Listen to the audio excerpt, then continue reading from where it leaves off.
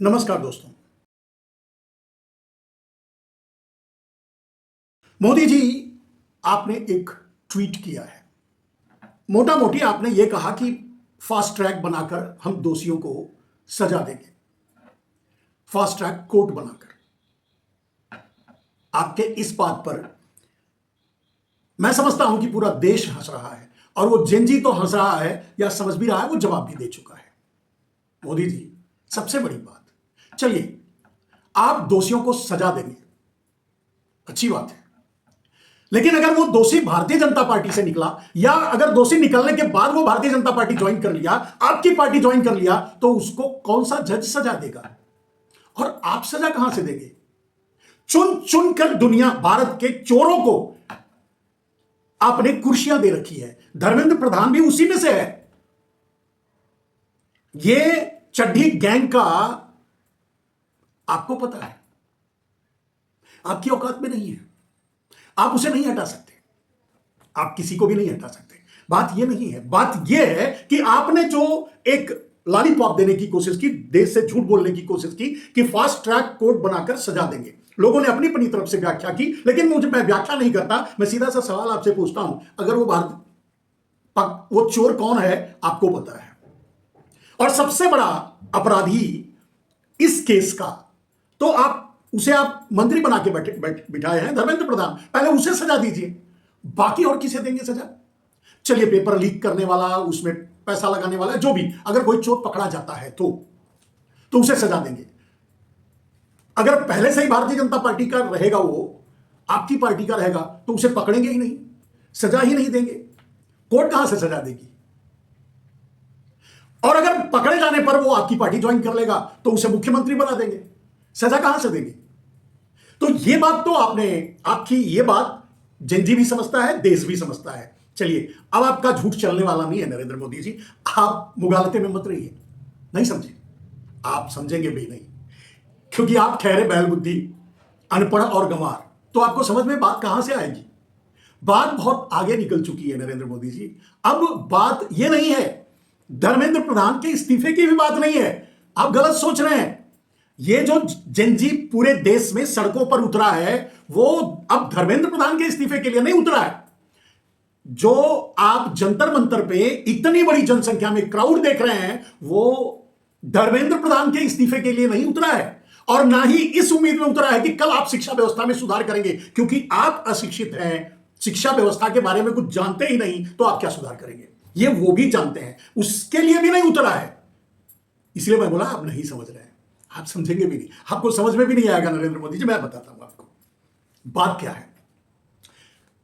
पहली बात तो जो आपने ये कही कि फास्ट ट्रैक बनाकर सजा देंगे, उसका तो आपको जवाब मैंने दे दिया। दूसरी बात, कोर्ट भी क्या सजा देगी अगर मुजरिम सामने खड़ा ही होगा? आपको पता है ये सारा बवाल, धन्यवाद सूर्यकांत जी का, सीजेआई का, जिनके एक शब्द ने इतना बड़ा लंबा बवाल खड़ा किया, बवाल नहीं, बहुत अच्छा उपकार किया उन्होंने, ये कह करके, आम आदमी को कॉकरोच कह करके। और वहां बात खत्म नहीं होती, बात तो इतनी बुरी तरह से आपने गुंडागर्दी की, चड्ढी गैंग के गुंडों ने, चड्ढी गैंग मतलब आरएसएस की बात कर रहा हूं, उनके गुंडों ने पुलिस के भेष में भी नहीं, सादे भेष में थे, बस डंडा पकड़े हुए थे पुलिस का, पुलिस के इर्द गिर्द थे। पुलिस ज्यादती उतना नहीं कर रही थी, कर तो रही थी, लेकिन ये गुंडे जो थे वो ज्यादा गुंडई कर रहे थे और हमला कर रहे थे, मार रहे थे, अत्याचार किया। आज भेज दीजिए, उन गुंडों को भी पता चल जाएगा उनकी गुंडई। आपके एक पुलिस वाले ने एक महिला के पीछे डंडा लगाया था।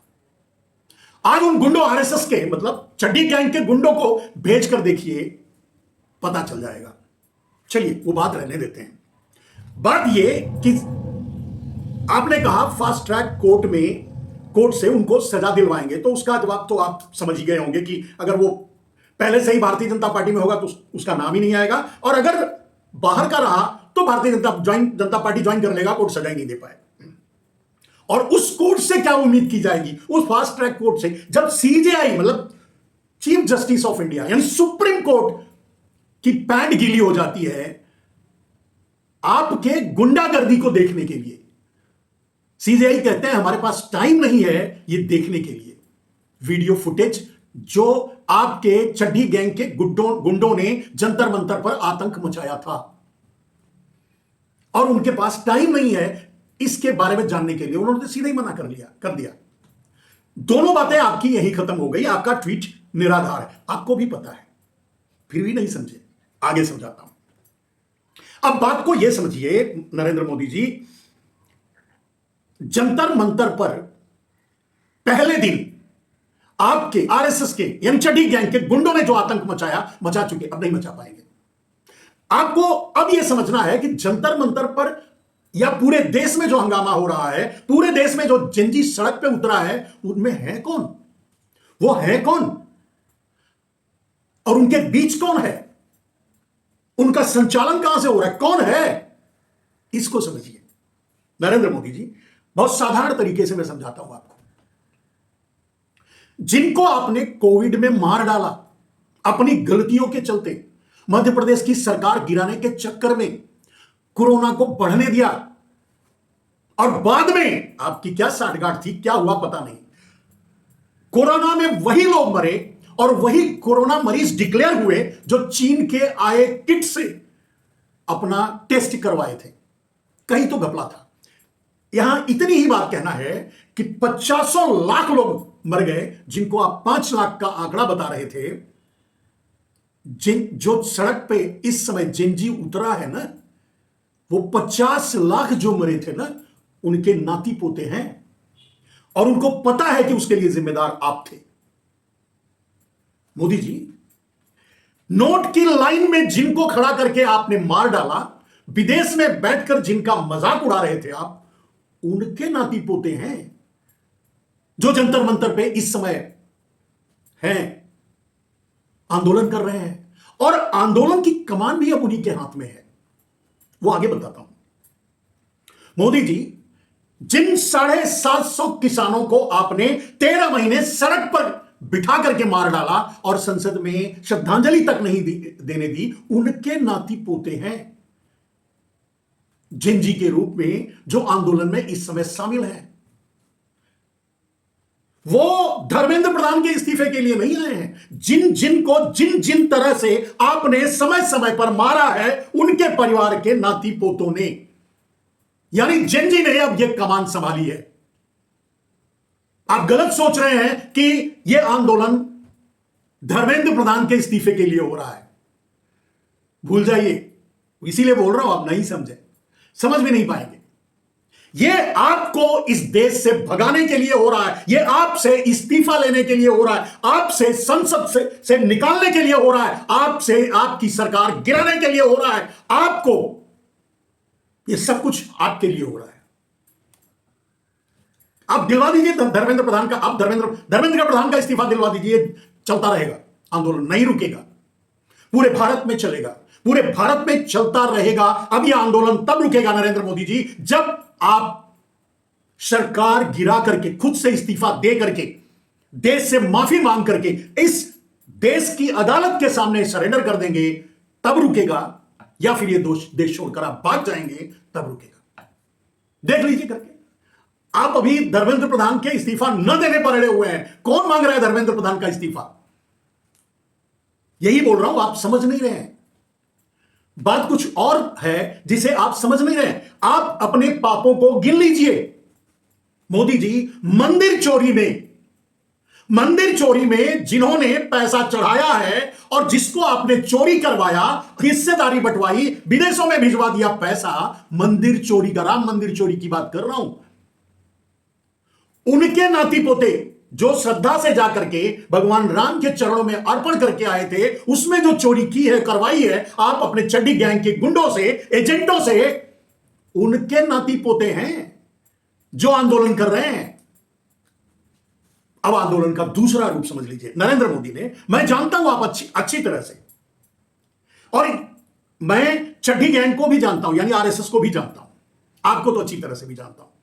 अब सवाल यह है, आरएसएस जिस खेल को खेलना चाहती थी, जिस खेल को खेलने के लिए अरविंद केजरीवाल को नेता बनाई, जिस खेल को खेलने के लिए अन्ना हजारे जैसे दलाल को आगे किया, आपने रामदेव जैसे दलाल को आगे किया, रविशंकर या इस तरह के दुनिया भर के भगवा दलालों को आपने आगे करके जिस तरह से बरगला करके इस देश को आपने सत्ता हासिल की, उन सभी लोगों की पोल खुल चुकी है।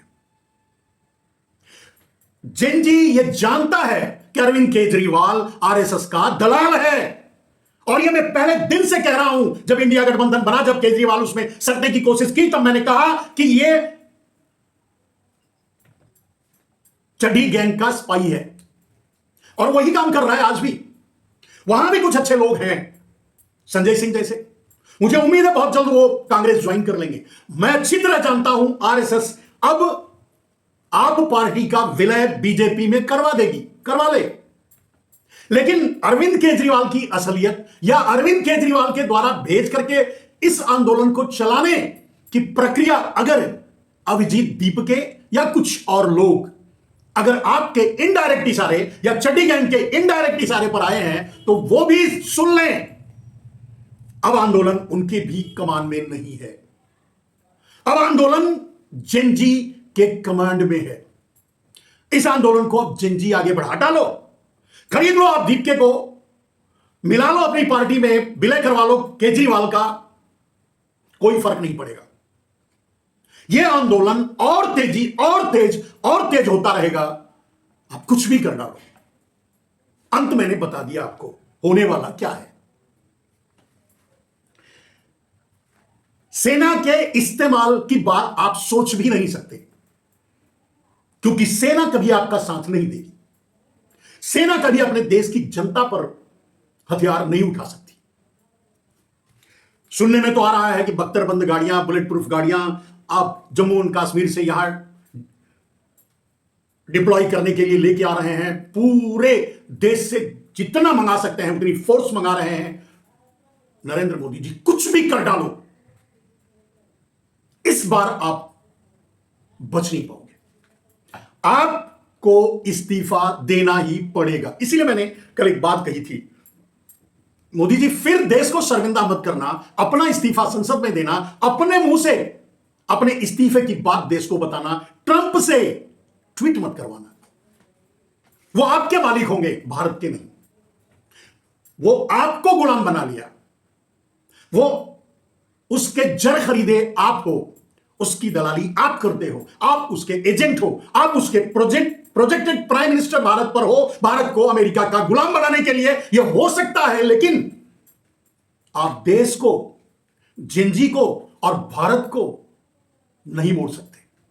और सब कुछ अब आपके हाथ से निकल चुका है। खरीद लो जितने विधायक खरीदने हैं, खरीद लो जितने सांसद खरीदने हैं, संसद ही खरीद लो, जितनी दौलत खरीद लो, जितने को डरा धमका करके लूट लो, लूट कर अडानी को दे दो, सब बेकार हो जाएगा। हो गया, कुछ भी काम नहीं आएगा। मोदी जी, आप कार्यपालिका खरीद सकते हो, न्यायपालिका खरीद सकते हो, आप विधायिका खरीद सकते हो, लोकतंत्र के चारों पाए उनमें से मीडिया भी खरीदे ही हो, खरीद सकते हो, लेकिन आप जेनजी को नहीं खरीद सकते। दुनिया में कोई ऐसी नोट नहीं बनी, करेंसी नहीं बनी, दुनिया में ऐसा कुछ भी नहीं बना जो जेनजी को खरीद ले, जो युवाओं को खरीद ले, उनके विचारों को खरीद ले, उनकी सोच को खरीद ले। और आपने आज उन्हें सड़क पर उतार दिया है। इसी की चेतावनी मैं बार बार दे रहा था, नरेंद्र मोदी जी, ऐसी गलती मत करो, ऐसी गलती मत करो। लेकिन आप अहंकार में डूबे। मोदी जी, जिसमें जो ज्यादा रहता है ना, वही उसके पतन का कारण बनता है। आपका अहंकार आपके पतन का कारण बना है।